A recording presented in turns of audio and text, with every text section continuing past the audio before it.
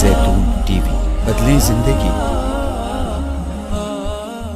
علامات کبریٰ کا ذکر، بڑی علامتیں جو کہ بالکل خرق عادت کے انداز میں ہوگی، جن کا معاملہ جو ہے وہ آپ کے ناپ تول میں نہیں آ سکتا، آپ کی کیمسٹری فزکس اس کا جو ہے وہ نہیں کر سکتی، ادراک ہوگا یہ قیامت کی۔ ان میں نمبر 1 کیا ہے؟ ایک بہت بڑا دھواں آئے گا، پوری دنیا کو لپیٹے گا۔ نمبر 2، دجال کا ظہور ہوگا، جو اپنی خدائی کا دعویٰ لے کر آئے گا اور بنوائے گا۔ اس کے ہاتھ میں ہو جائیں گے، قبضے میں ہو جائیں گے سارے ذرائع پیداوار کے۔ اس کی طرف بھی پہلا قدم اٹھ چکا ہو، ٹرپس کے نام سے معاہدہ ہو چکا ہے۔ کوئی ملک اپنا بیج پیدا نہیں کر سکتا، یہ بیج ہم نے ڈیولپ کیے ہیں۔ ان کے ڈیولپمنٹ سے پہلے تم ایک ایکڑ سے کتنی گندم لیتے تھے، آج کتنی لے رہے ہو؟ کس بنا پر؟ جینیٹکس کا جو کام ہم نے کیا ہے اس کی بنا پر ہو رہا۔ ہاں تو ہمارا حق ہے، اس کی رائلٹی ہمارے پاس آنی چاہیے۔ لہذا صرف ان اداروں سے، ملٹی نیشنل سے خریدا جائے گا بیج، اور بیج بھی وہ دیں گے وہ کہ جس سے جو فصل اگے گی وہ بیج نہیں لا سکتی، وہ بیج کا کام نہیں کر سکتی۔ جیسے آپ کو معلوم ہے کہ آپ کے ہاں جو گوشت کھایا جاتا ہے مرغے کا، تو مرغا وہ جو ہے اس میں مرغا ہو یا مرغی ہو، اس کے اندر کوئی وہ کیفیت ہی نہیں ہے۔ ان کے انڈے جو ہے ان سے آپ بچے حاصل نہیں کر سکتے، ہے تو انڈا، دیکھنے کو تو انڈا ہے، لیکن وہ بنڈا جو ہے اس سے بچہ تو نہیں حاصل کر سکتے۔ ایسے ہی وہ گندم کا بیج دیں گے، نظر آئے گی گندم، لیکن اس کے اندر وہ صلاحیت نہیں ہے کہ اس سے جو فصل اگے گی اس کا نتیجہ جو ہے وہ بھی آپ لے سکیں۔ یہ ہونا ہے، اللہ جانے، قدم اٹھ رہے ہیں ادھر۔ پھر یہ ہے کہ دابۃ الارض، زمین سے ایک حیوان نمودار ہوگا، زمین شق ہوگی۔ ابھی میں کہہ رہا ہوں خرق عادت ہے، یہ چیزیں وہ نہیں ہیں جو ہماری کسی حساب کتاب میں جو باتیں پہلے آئی ہیں وہ تو حساب کتاب میں آ رہی ہیں، ساری سمجھ میں آ رہی ہیں، ساری چیزیں مشاہدہ ان کا ہو رہا ہے۔ لیکن یہ ہے کہ دابۃ الارض، یہ کہتے ہیں کہ کوہ صفا، اس میں تو نہیں ہے حدیث میں، کوہ صفا پھٹے گا اور اس میں سے ایک حیوان دابہ وہ ظاہر ہوگا، تو اسی لیے فرمایا ہے وَإِذَا وَقَعَ الْقَوْلُ عَلَيْهِمْ أَخْرَجْنَا لَهُمْ دَابَّةً مِّنَ الْأَرْضِ تُكَلِّمُهُمْ، تو ہم اندر سے پیٹ کے چیر کر زمین کے پیٹ کو ایک حیوان کو برآمد کریں گے جو انسانوں سے بات کرے گا، گفتگو کرے گا۔ نمبر 4، طلوع الشمس من المغرب، یہ بھی خرق عادت۔ سورج تو طلوع ہوتا ہے مشرق سے، غروب ہوتا ہے مغرب میں، لیکن اس وقت معاملہ الٹا ہو جائے، یعنی جو کائنات کے اندر جو گڑبڑ ہوگی کچھ سمجھ میں بات آتی ہے کہ یہ معاملہ جو ہے، یہ تو اس پورے سولر سسٹم کو اگر بدل دیتے ہیں تو مشرق مغرب ہو جانا، مغرب مشرق ہو جانا، یہ سمجھ میں آنے والی بات ہے۔ اس کے بعد ہے عیسیٰ ابن مریم کا نزول، جس کے بارے میں آج میں نے گفتگو کی ہے تفصیل سے۔ یہ نزول ہونا ہے، یہ علامات قیامت میں سے حضور نے بیان فرمایا ہے، اور قرآن مجید کی جو اصطلاحات ہیں اس کے حوالے سے میں نص قطعی جو ہے وہ میں آپ کے سامنے رکھ چکا ہوں۔ پھر یاجوج ماجوج کا ایک معاملہ ہے، یہ میں ابھی اس وقت زیادہ اس پر بات نہیں کر سکتا۔ حضرت عیسیٰ علیہ السلام کے نزول کے بعد 2 کام ہوں گے، یہودیوں کا قلع قمع ختم، تمام یہود، ایک کام تو یہ ہونا ہے، اور نمبر 2 عیسائیت کا ختم ہو جانا۔ عیسائیت کی نفی کر دیں گے، بھائی تم مجھے خدا کا بیٹا بنائے بیٹھے ہو، میں تم خدا کا بیٹا نہیں ہوں، میں تو اس کا بندہ ہوں، رسول ہوں، میں نے تم سے کب کہا تھا کہ مجھے خدا کا بیٹا بناؤ۔ نمبر 2 یہ کہ وہ خنزیر کو قتل کر دیں گے، یعنی یہ تم نے خنزیر کب سے کھانا شروع کر دیا؟ میں تو تم کو نکاح اجازت دے کر گیا تھا، یہ تو شریعت موسوی میں حرام تھا، اور میں کہہ کر گیا تھا کہ یہی شریعت تم پر لاگو رہے گی، ہاؤ کم؟ تم نے کیسے یہ؟ آج بھی بہت سے رومن کیتھولکس جو ہے وہ سور نہیں کھاتے، وہ اس میں ہے ان کے اندر کچھ نہ کچھ بات جو ہے جو حضرت عیسیٰ کی تعلیمات کا کچھ اثر ان کے ہاں ہے۔ میں تو ایک مرتبہ، یہ 1971 کی بات ہے، 4-5 دن کے لیے برسلز میں رکا تھا، اس لیے کہ وہاں مجھے ایک صاحب نے خط لکھا تھا کہ وہاں ایک نوجوان ہے، ابھی اس ایمان لایا ہے، اور اس کے کچھ مسائل ہیں، ہم کوشش کر رہے ہیں ان کے مسائل حل کریں، آپ بھی جا رہے ہیں۔ میں انگلینڈ جا رہا تھا تو واپسی پر آپ ان کے یہاں چند دن ٹھہرے، میں حیران ہوا۔ ویسے اس نے مجھے اپنے گھر ٹھہرایا نہیں، اس لیے کہ ماں باپ تو اس کے کرسچن تھے، اور پولیس کا چیف آفیسر اس کا باپ تھا، چیف آف پولیس فورس۔ اس نے مجھ سے 1 دن کھانے پہ بلایا، میں ہوٹل میں ٹھہرایا مجھے، اس نے کہا آپ اطمینان سے یہاں کھانا کھائیں، اس گھر میں نہ آج تک کوئی شراب کی بوند آئی ہے اور نہ ہی کوئی بوٹی آئی ہے سور کی۔ Roman Catholics. اب اکلوتا بیٹا تھا یہ عبدالعزیز، نے بعد میں بیان رکھا، وان کینٹر اس کا نام تھا جو کہ اوریجنل تھا، پھر اس نے نام رکھا عبدالعزیز وان کینٹر، پرانا نام بھی بہرحال رکھا۔ نہایت نیک، نہایت خوبصورت، 28 سال کی عمر تھی، اور اس وقت میں نے دیکھا تھا کہ اس کی فقہی معلومات جو ہے میری معلومات سے 10 گنا زیادہ۔ اس کی وجہ کیا ہے؟ وہ گیا تھا موراکو میں ایز اے ٹیچر، ملازمت کرنے، پیسہ کمانے۔ وہاں وہ مسلمانوں سے اس کا ہوا رفت ضبط ہوا، اسلام کی تعلیمات سامنے آئی، اسلام لے آیا۔ اب اکلوتا بیٹا ہے، اور ماں باپ جو ہے کرسچن کیتھولکس۔ جب وہاں سے واپس آیا تو پھر کہتے ہیں کہ ہمارے درمیان ایک معاہدہ ہے، وی آر لیونگ ٹوگیدر، لیکن یہ معاہدہ ہے ہم مذہب پہ بات نہیں کریں گے، بس باقی جو بھی ہے وہ ساتھ رہ رہے ہیں۔ لیکن میں حیران ہوا، مجھے معلوم نہیں تھا۔ اچھا، اس کے بعد اس نے جب اسلام کا فیصلہ کیا تو اس کے سامنے سوال آیا کون سی فقہ اختیار کروں؟ تو اس نے بڑی جو ہے تھورو اسٹڈی کی ہے تمام فقہوں کی، کمپیریٹو اسٹڈی۔ ان کو کرنے کے بعد پھر فائنل فیصلہ اس کا یہ تھا کہ حنبلی فقہ میں اختیار کروں۔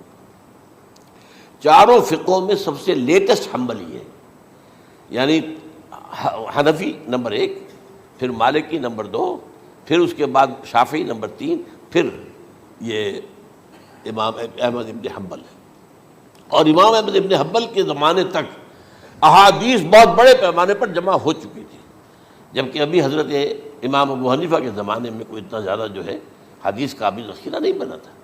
اسی پر تو لوگ حیران ہوتے ہیں کہ زیادہ حدیث امام ابو حنیفہ کے علم میں نہیں تھی، لیکن مجال ہے کہ ان کا کوئی فتویٰ جو ہے کتاب و حدیث کے، کتاب اور سنت کے خلاف ہو۔ اگرچہ انہوں نے صاف کہا کہ اگر تم پاؤ کوئی ایسی سچی حدیث، پختہ حدیث جو میری کسی رائے کے خلاف ہو تو میری رائے کو دیوار پر دے مارنا اور اس صحیح حدیث کی پیروی کرنا۔ لیکن ویسے اس کے بعد یہ کمال یہ ہے کہ بہت ہی کوئی شاذ معاملہ ہے کہ جس میں ان کا کوئی فتویٰ وہ کتاب و سنت کے منافی ہو یا سنت کے منافی ہو۔ کتاب پہ تو سوال پیدا نہیں ہوتا، کتاب تو ساری ان کے سامنے موجود تھی۔ اس کے بعد یہ ہے کہ یاجوج ماجوج، جیسے میں بتا رہا تھا آپ کو کہ جب عیسائیت بھی ختم ہو گئی، یہود ویسے ختم ہو گئے، استیصال ہو گیا، جڑ کٹ گئی، اب عیسائیت گویا کہ اسلام میں ضم ہو گئی۔ عیسائیت مذہب ختم، یہودی خود ختم۔ اب یہ طاقت کتنی ہو جائے گی؟ تقریباً 2/3 دنیا آ گئی تمام۔ اب عیسائی 2 ارب کے قریب ہے، 1 ارب 90 کروڑ ہو گئے، یا مسلمان بھی 1 کروڑ 50-60 لاکھ ہیں۔ دونوں کو جوڑ لیجیے کتنے ہو گئے؟ 6 ارب کل آبادی ہے۔ لیکن اس کے بعد آتا ہے یاجوج ماجوج کا خروج۔ یہ یاجوج ماجوج میرے نزدیک چائنا اور رشیا ہے۔ ان کی مجموعی طاقت اتنی ہوگی، اور یہ اس طرح آئیں گے ہر اونچائی پر سے اترتے ہوئے، پھسلتے ہوئے۔ جیسے 1962 میں جب وار ہوئی تھی بٹوین چائنا اینڈ انڈیا 1962 میں، تو وہ اس وقت کا نقشہ مجھے آج بھی اخبارات میں پڑھتا تھا تو یاد، waves after waves of Chinese soldiers were coming down the slopes of Himalayas۔ یہ تو وہ ہے نا جن کی تعداد کا کوئی حساب نہیں ہے۔ اور رشیا اور یہ مل کر جو ہے، میرا اندازہ یہ ہے کہ جب پہلے ملحمۃ العظمیٰ ہوگی وہ عیسائیوں اور مسلمانوں کے درمیان، اس وقت یہ دونوں پاورز نیوٹرل رہے گی، لیکن غالباً یہ بات طے کر لیں گی کہ ویپنز آف ورلڈ جو ہے ماس ڈسٹرکشن، یہ استعمال مت کرنا۔ اگر یہ ویپنز آف ماس ڈسٹرکشن استعمال کرو گے تو ہم میدان میں آ جائیں گے۔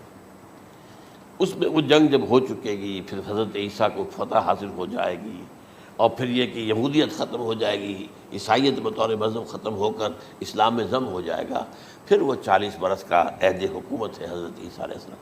لیکن جب یہ فتح ہو جائے گی ان پر، اب یاجوج ماجوج آئیں گے، اور اتنی تعداد میں آئیں گے کہ بحیرہ طبریہ جو ہے اس کا سارا پانی پی جائیں گے۔ یہ تو اگر آپ کو کبھی اندازہ ہو یا کوئی آپ جانیں ان لوگوں کو جو ان چینیوں سے واقف ہیں، وہ کہتے ہیں زمین پر ہلتی ہوئی کوئی چیزوں سے وہ چھوڑی چھوڑ کے کھا جائیں گے۔ جہاں وہ جاتے ہیں ایز اے لیبرر، وہاں کے جو سارے کتے ہیں ختم، ساری بلیاں ختم، ہر شے، وہ جو سانپ کھاتے ہیں، ہر چیز کھاتے ہیں، اور یہ تمام ایسٹرن کنٹریز کے اندر ہوتا ہے، بڑی ڈیلیشیس ڈشز ہیں یہ، سانپ وغیرہ وغیرہ، اور یہ جس طرح کھا جائے، پانی پیا ایک قطرہ نہیں رہے گا اس پر. تو پھر جو ہے اللہ تعالیٰ اس وقت جو ہے اس میں ایک ایسی بیماری پیدا کرے گا یہ سب مر جائیں. یہ معجزے سے ہوگا، یعنی ان کے اوپر فتح جو ہے وہ عام لڑائی کے ذریعے سے نہیں ہوگی، بلکہ اس کے اوپر فتح جو ہوگی وہ اللہ تعالیٰ سے بوجھ، ایک بیماری پیدا ہوگی، سب مر جائیں گے. اور اس کے بعد اللہ تعالیٰ ایسے پرندے بھیجے گا بڑی لمبی لمبی گردنوں والے، وہ ان سب کو کھا جائیں گے. جیسے ہمارے ہاں گدھ ہوتے ہیں وہ ان کو صاف کر دیں گے. ورنہ تو یہ ہے کہ پوری دنیا کے اندر جو بدبو اور جو پیدا ہوتا معاملہ اس سے، تو اس نوع انسانی کی بقا ممکن نہیں تھی. ان کے خاتمے کے بعد پھر یہ ہوگا کہ حکومت اسلامی جو ہے پوری دنیا میں حضرت مسیح علیہ السلام کی ہوگی. 45 برس وہ رہیں گے، اسی میں وہ کہلن بھی آ جائے گا، وہ فی المہد و کہلن جو میں نے شروع میں بیان کیا تھا. اسی میں پھر یہ ہے کہ وہ شادی بھی کریں گے، ان کی اولاد بھی ہوگی، اور پھر ان کا انتقال ہوگا تو حضرت حضور صلی اللہ علیہ وسلم کے حجرے میں، وہیں پر جہاں حضور اور ابو بکر اور عمر رضی اللہ تعالیٰ عنہم دفن ہیں، وہیں پہ ان کو دفن کیا جائے گا. اور قیامت کے دن حضور فرماتے ہیں کہ میں اور یہ تینوں ساتھ نکلیں گے. تو یہ ہے حالات و واقعات. بہرحال اس میں یہ ہے کہ یہ نوٹ کر لیجئے کہ جہاں تک ہمارے ہاں آج کل کا معاملہ ہے، میرے نزدیک میں یہ کہنے پر مجبور ہوں، جو رفع و نزول مسیح کو نہیں مانتا وہ کم سے کم منکر حدیث ضرور ہے. میں اس سے کم کا فتویٰ نہیں دے سکتا.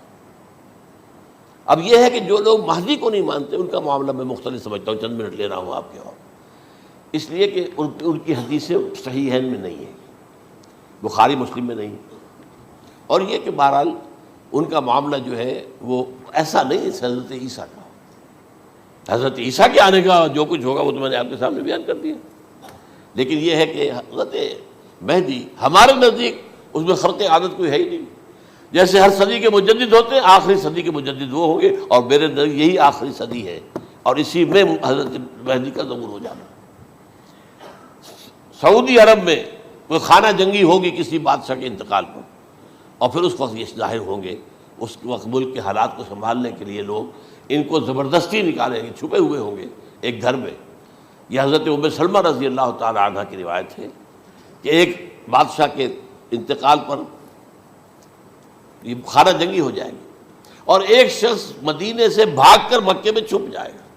یہ تو ہے ان کے الفاظ، میں توجیہ کر رہا ہوں. یہ لوگ ان کی طرف دیکھ رہے ہوں گے کہ یہ جو وقت آیا ہے فتنے کا ہماری قوم پر، ہمارے ملک پر، تو ان کی شخصیت ایسی ہے کہ یہ بیچ میں آئیں، صلح صفائی کرائیں، اور وہ جو ہے اس ذمہ داری سے بچ کر بھاگیں گے اور جا کر مکے میں چھپ جائیں گے.